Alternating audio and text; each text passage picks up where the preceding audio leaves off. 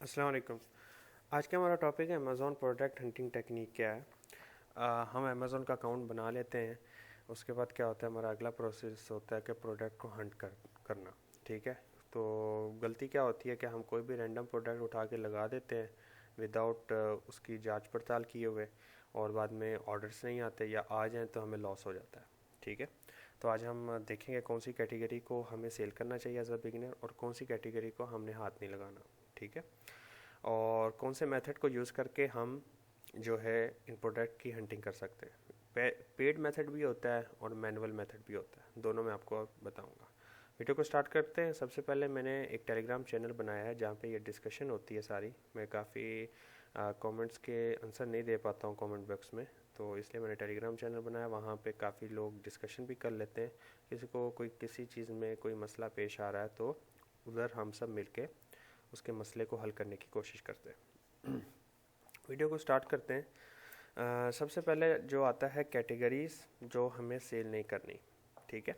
सबसे पहले आपने अपना माइंड बना लेना कि हमने मार्केटिंग हमने जो है वो सेलिंग कहाँ पे करनी है, कौन से अमेज़ोन पे करनी है। Amazon USA, Amazon UK, Amazon Dubai या Amazon Saudi Arabia as a FBA और प्राइवेट लेबल। ठीक है। एफबीए करना और प्राइवेट लेबल करना है, दोनों चीज़ें हो जाएंगी आपकी।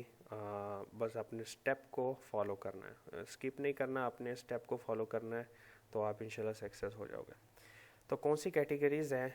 अब हमने फॉर एग्जांपल हमने यूएसए की मार्केट को सिलेक्ट कर लिया है,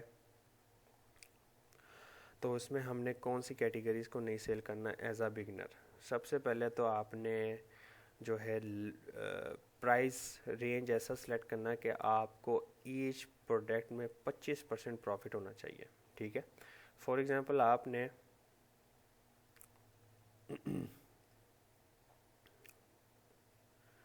यहाँ पे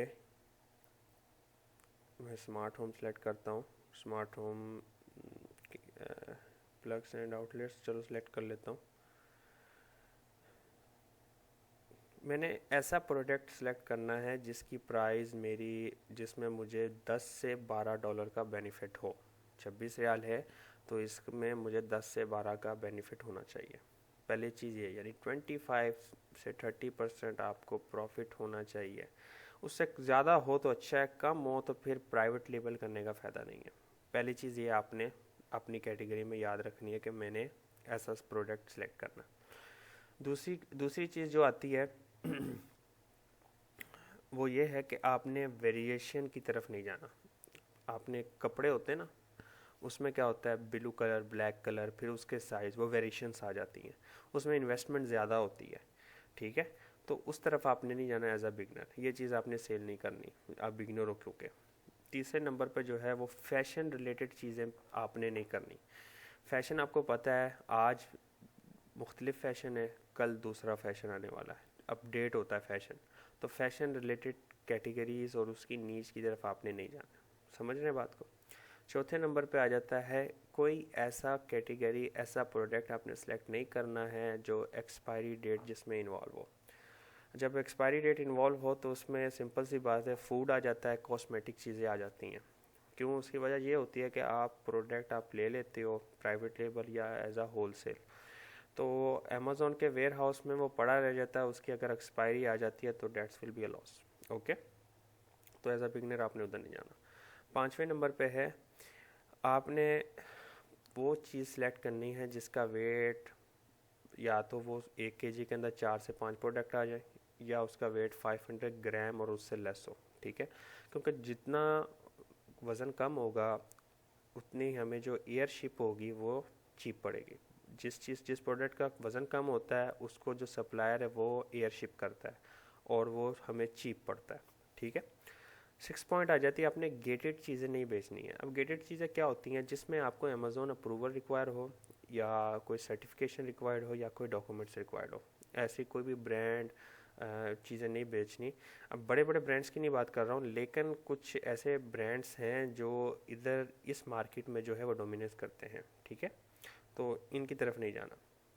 7 नंबर पे जो चीज़ आती है, टूटने वाली चीज़, ब्रेकेबल चीज़ आपने नहीं बेचनी। इसमें रिटर्न्स के चांसेस ज़्यादा होते हैं। ब्रेकेबल चीज़ आपने सप्लायर से ग्लास ले लिया या कोई ऐसी नाजुक चीज़ ले ली जो अमेज़ॉन के वेयर हाउस तक पहुंची, ठीक है, आपको पता है कुरियर वाले किस तरह बिहेव करते हैं प्रोडक्ट्स के साथ। उसके बाद फिर उधर से आपके कस्टमर तक पहुंची, अगर उसको टूटी हुई मिली या क्रैक हुआ उस पर कोई भी ऐसी चीज़ हुई तो रिटर्न्स के चांसेस ज़्यादा होते हैं। 8 नंबर, और आप एज अ बिगिनर हो तो आप ये चीज़ तो बर्दाश्त नहीं कर पाओगे ना कि अभी तो काम ही नहीं शुरू हुआ और चीज़ें ये होना स्टार्ट हो गई। अब 8 नंबर पे आ जाता है डेंजरस प्रोडक्ट आपने नहीं बेचने, लाइक बैटरी, जिसमें बैटरी इन्वॉल्व हो, आग लगने वाली चीज़, परफ्यूम, केमिकल वाली चीज़ या जिसमें मैग्नेट लगा हो। इसकी वजह ये है कि जब आप ये product as a private label आप लिस्ट करते हो तो अमेज़ॉन आपसे काफ़ी क्वेश्चन करता है, और इनकेस आपका प्रोडक्ट इन कैटेगरीज में आता है लाइक बैटरी, परफ्यूम, केमिकल या मैग्नेट, तो आपको बहुत सारी जस्टिफिकेशन देनी पड़ेंगी और बहुत सारे आपको जो है ना उनको सवाल जवाब और तंग करेगा अमेज़ॉन, लेट्स सिंपल अल्फाजों में। Number 9, trending product. एक प्रोडक्ट है उसका ट्रेंड चल रहा है, जिसका ट्रेंड चल रहा है उसको आपने नहीं बेचना, क्योंकि ट्रेंड का ये होता है एक दफ़ा उसने ऊपर चला गया जितना जाना था, फिर उसी टाइम वो एकदम गिरता है, ठीक है। तो आपने ट्रेंडिंग प्रोडक्ट को हाथ नहीं लगाना। आप बिगनर हो, आपने ट्रेंडिंग, हमने हमेशा वो प्रोडक्ट सेलेक्ट करना है जो कम से कम हमें 1 साल तक जो है हमें उसको चेंज करने की ज़रूरत ना पड़े और 1-2 साल तक हमें उससे इनकम जनरेट हो। 10 नंबर पे आता है कस्टमर सपोर्ट, जिसमें आपको रिक्वायर्ड हो। कोई ऐसा प्रोडक्ट आप ले लेते हो जिसमें आप कस्टमर सपोर्ट ज़्यादा देनी पड़े। लेट्स से आपने एक अलमारी है, एक फर्नीचर है, वो भेजा है, बायर ने ख़रीदा है आपसे। अब वो तो पैक छोटे साइज़ में होके गया, वहाँ पे अब कस्टमर क्या करेगा, उसको खोलेगा, एक मैप खोलेगा, एक नक्शा खोलेगा और उसको देख के उसको जोड़ेगा, खुद स्क्रू ड्राइवर लेके नट बोल्ट टाइट करेगा। अब वो आपसे बार बार पूछेगा ये इसको क्या करना है, इसको क्या करना है। अगर वो उसको समझ में नहीं आया तो वो क्या कर सकता है, पैक करके आपको वापस कर सकता है, ठीक है। तो आपने ऐसी चीज़ को सिलेक्ट नहीं करना। नंबर 8 में आता है ऐसी चीज़ें नहीं बेचनी, ऐसी कैटेगरी नहीं बेचनी जिसमें आपको कॉपीराइट का इशू आ जाए, जैसे कि किताबें होंगी, बुक्स, म्यूज़िक हो गया, मूवी होगी, इलेक्ट्रॉनिक्स चीज़ें होगी, सीडी हो गया, ऐसी चीज़ें जिसमें आपको कॉपीराइट का इशू हो, वो आपने नहीं बेचनी। अब ये कैटेगरीज मैंने आपको बता दी कि कौन सी कैटेगरीज नहीं बेचनी। अब हम बेचें क्या, आप आर्ट और क्राफ्ट की चीज़ें बेचो, होम अप्लाइंस की चीज़ें बेचो, इंडस्ट्रीज़ की बेचो, आप ऑफिस प्रोडक्ट्स की चीज़ें ऑफिस कैटेगरी की प्रोडक्ट्स खरीदो। अब इन जो कैटेगरीज मैंने आपको बताई हैं, इन कैटेगरीज में भी हमने क्या चेक करना होता है, काफ़ी चीज़ें हैं जो इसमें चेक करनी होती हैं, ठीक है। इसमें हमने इनका डाटा कलेक्ट करना होता है एक चीज़ प्रोडक्ट का। आपने क्या करना है, एक प्रोडक्ट आपने अपनी नीड सेलेक्ट कर ली, लेट्स से आपने ये कह लिया कि मैंने क्या करना है, आर्ट्स एंड क्राफ्ट में मैंने फैब्रिक की चीज़ें बेचनी है, फैब्रिक टाइप की चीज़ें, ऐसे कपड़े बेचने। लेट्स से ये चलो आपको मुश्किल होगा ढूंढना, सोर्स करना इशू हो, तो मैं आपके लिए आसान करता हूँ, यानी समझाना आपको आसान हो, बाकी आपकी मर्ज़ी, आप कुछ भी बेचें। आर्ट एंड क्राफ्ट्स में हम यहाँ पे painting, drawing and art supplies हम ये ले लेते हैं फॉर एग्जांपल, ठीक है। ये पेंसिल्स हैं, ये आपको अच्छी सोर्स भी हो जाएंगी और आपको मिल भी जाएंगे। अब जब हमने इस प्रोडक्ट को, अब आप देखें हमने ये पेज खोला, इस पेज में आपने प्राइस देखनी है सबकी। एक बंदा 11 की बेच रहा है, एक बंदा 24 की एकदम चला जा रहा है, 3 की कोई बेच रहा है, कोई 11 की। प्राइस की डोमिनेंस होनी चाहिए, आपको प्राइस देखना है कि बहुत ज़्यादा डिफरेंस ना हो, इस कैटेगरी में बहुत ज़्यादा इशू ना हो आपको, ठीक है ना। तो आपने ऐसा प्रोडक्ट सेलेक्ट करना है। अब ये बॉक्स है, इस बॉक्स के हिसाब से अगर दूसरे बॉक्स है वो कितने में बेच रहे हैं। अब फॉर एग्जांपल ये 31 का बेच रहा है, अगर कोई ऐसा ही बॉक्स 15-16 का बेच रहा हो तो उन ऐसी कैटेगरी से भी, ऐसे प्रोडक्ट से भी परहेज़ करना है, ठीक है। वो चीज़ सेलेक्ट करनी है जो एक जैसी दिखती हो, प्राइस भी रेंज हो आपकी $31 तक की है, जिसमें आपको $10 से $15 का बेनिफिट हो, और ये रैंक भी कर रहा हो, ठीक है। इसकी प्राइस कंटिन्यूसली ज़्यादा ना हो, ठीक है। प्रोडक्ट का डिज़ाइन अच्छा हो, मंथली रेवेन्यू इसका अच्छा हो। अब ये कैसे पता चलेगा, हम कैसे पता चलेंगे इस प्रोडक्ट का हमारा मंथली रेवेन्यू कितना है, क्या है क्या नहीं। हम फॉर एग्जांपल इसी प्रोडक्ट को सिलेक्ट कर लेते हैं। अब इसके 2 मेथड हैं इसको करने के। दो मेथड से हम पता करते हैं कि प्रोडक्ट को कैसे हंट किया जाता है। टूल्स है। अब ये जो टूल्स मैं बताऊंगा ये एकदम एग्जैक्ट नहीं बताते। देखिए अमेज़ॉन इतना पागल नहीं, इतनी बड़ी कंपनी खोल के 1 ट्रिलियन की, वो अपना डाटा किसी को भी उठा के दे देगा, ऐसा नहीं है। ये एनालिस्ट करके बताते हैं ऐप्स। जैसे कि टूल्स हैं जंगल स्काउट, मर्चेंट वर्ड और हीलियम 10। जंगल स्काउट का क्या काम होता है, इस प्रोडक्ट का वो रिव्यूज़ बताएगा, इसके कॉम्पिटिटर बताएगा, इसका मंथली रेवेन्यू बताएगा कि ये कितना बिक रहा है। ओके। अब मर्चेंट वर्ड का क्या होता है कि वो ये बताएगा कि इस कीवर्ड पे आपका जो ये कीवर्ड है, या जो आप अपने प्राइवेट लेबल के लिए जो प्रोडक्ट आपने सेलेक्ट किया है, उस कीवर्ड को कितना लोग पर मंथ सर्च कर रहे हैं। ठीक है। तो मैं क्या करूँगा, आपको एक वेबसाइट है उसका लिंक दे दूँगा। वो अमेज़ॉन को चेक नहीं करती, लेकिन उसमें क्या है, गूगल पे उसका सर्च होता है। और आपको मालूम है कोई चीज़ ऐसी हो जो खरीदना है, लोग गूगल पे सर्च करते हैं, ठीक है ना। तो अमेज़ॉन के प्रोडक्ट्स पहले आपके सामने आ जाते हैं। आपने यहाँ पे अपना प्रोडक्ट लिखा, अपनी कंट्री सेलेक्ट की जहाँ पे आप कर रहे हो, यूनाइटेड स्टेट वगैरह, ठीक है। और नीचे आप जाओगे तो आपको पता चल जाएगा इसको मंथली 4000 लोग गूगल पे सर्च कर रहे हैं। अमेज़ॉन पे कितने कर रहे हैं वो अगर आपको पता करना तो आप मर्चेंट वर्ड का ऐप जो है उसको डाउनलोड करके उसका एक्सटेंशन लगाएंगे और वो बता देगा कि इस पे कितना सर्च हो रहा है, इस वर्ड पे, इस कीवर्ड पे कितना सर्च हो रहा है। अब कीवर्ड पे आपने परेशान नहीं हो जाना कि कीवर्ड क्या होता है। कीवर्ड सिंपल सी चीज़ है। कीवर्ड फॉर एग्जांपल आप कहीं मार्केट में कोई चीज़ ख़रीदने जाते हैं या ऑनलाइन कोई चीज़ आप ख़रीदते हैं, ठीक है, तो उस पर आप एक कीवर्ड लिखते हो। जैसे कि हम लिख देते हैं कप। कप एक कीवर्ड है। आप इस कप को सर्च करेंगे तो इस कप के मुतबादल जितने भी लोगों ने इस पर लिस्टिंग की होगी वो आ जाएंगे, ठीक है। आप देख सकते हो कप, कप, समझ रहे हैं? इसको कीवर्ड कहा जाता है, ठीक है। शॉर्ट कीवर्ड होते हैं, लॉन्ग टर्म कीवर्ड होते हैं, ठीक है। ये कीवर्ड हो गया, यानी वो ये बता देगा कि आपने जो टाइटल लिखा है या इस टाइटल में जो कीवर्ड्स हैं उस पर कितना सर्च होता है। मर्चेंट वर्ड ये आपको बताता है। अब हीलियम 10 आ गया तीसरा। हीलियम 10 क्या होता है कि आपका कीवर्ड कितना रैंक कर रहा है, आपका कीवर्ड कितना रैंक कर रहा है, यानी जो आपका प्रोडक्ट है वो रैंक कितना कर रहा है, ये चीज़ें। ये थी जो टूल्स हम पेड पैसा दे के, जिन पे पैसा दे के जिनसे हम लोग देखते हैं कि हमें कितना यहाँ पे प्रोडक्ट हंट किया जाता है जिससे, ठीक है। अब वो होता है दूसरा मेथड, मैनुअल मेथड टूल्स, ठीक है, जिसमें आप पैसा नहीं देना चाहते लेकिन आप प्रोडक्ट को हंट करना चाहते हैं। तो उसमें बेसिकली 3 से हैं ऑप्शन जिनको मैं यूज़ करता हूँ, और आप इसको ट्राई करें, आपको पता लगेगा, ठीक है। पहले चीज़ होता है, हम पहले अपना प्रोडक्ट देख लेते हैं, ठीक है। ये प्रोडक्ट था हमारा अमेज़ॉन यूनाइटेड स्टेट का। अब इसमें मैंने देखा कि इसकी रेटिंग कितनी है। रेटिंग है 5%, आई लाइक इट, ओके, हो गया। अब मैं देखूंगा इसका सेलर रैंक कितना है, ठीक है। सेलर रैंक मैं क्या चाहता हूँ 1500 से नीचे हो, लेट्स से 1500 से नीचे होना चाहिए। अब यहाँ पे बेस्ट सेलर रैंक उसने क्या दिया हुआ है 42,000 इन आर्ट का 100 इसमें, लेकिन 103 है आर्टिस्ट ड्राइंग सेट्स, ठीक है। आर्ट क्राफ्ट कैटेगरी में इसका सेलर रैंक इतना है, लेकिन आर्टिस्ट ड्राइंग सेट आपकी ये कैटेगरी होगी, इसमें इसका 103 है, ठीक है। अब आपकी मर्ज़ी है कि आपने 1500 से नीचे वाले को सिलेक्ट करना है या इसी को सिलेक्ट करना है, क्योंकि खाली आप इंडिविजुअल इसमें बेच रहे हो।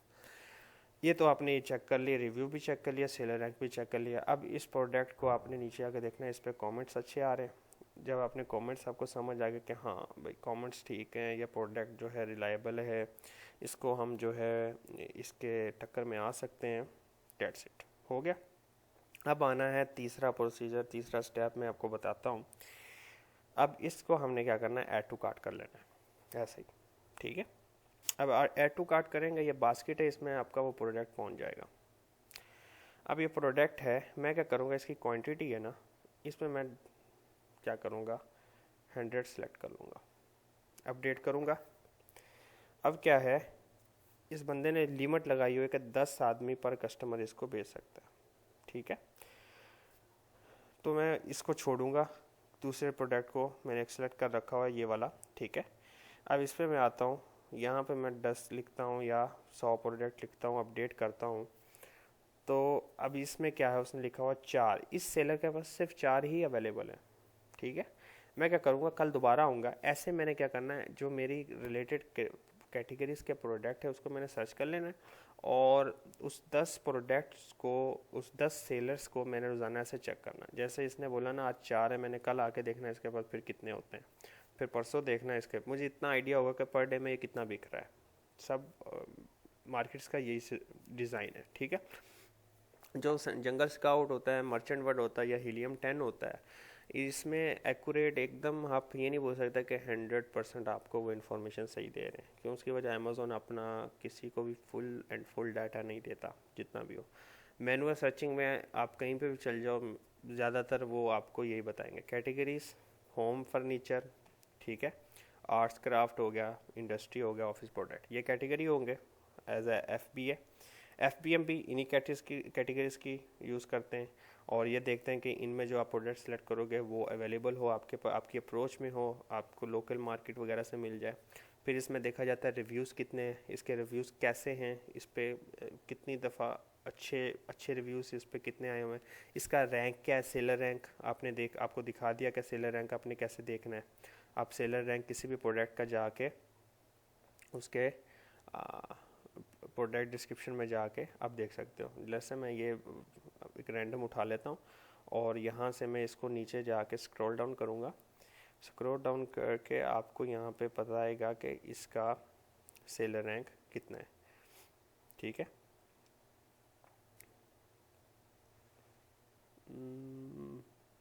काफ़ी ज़्यादा नीचे आ गए।